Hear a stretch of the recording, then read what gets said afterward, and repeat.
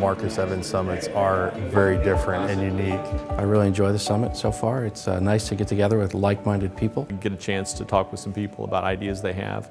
I think it's a nice mix of breakout sessions, but then presentation content where you've got choices. The presentation was very informative. It's good to know what the industry's doing. They're pretty focused on specific industry segments. I think the agenda was well thought out. It was relevant to the topic, and it stimulated conversation afterwards. There are also people that are involved with the latest trends and innovations. Yeah, the interaction here is incredible. I think, like I said, it's a good time to bring folks together in a short amount of time. There's networking, getting to know other people. The agenda was good, the speakers were good, the summit was well organized. It was effortless, the whole process from the beginning to the end. The level of attendees is phenomenal.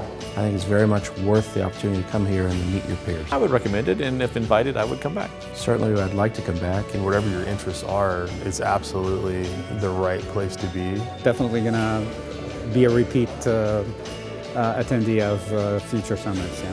I'd look forward to it. I think that it's nice once in a while to come back and engage again. It's a format that I really enjoy.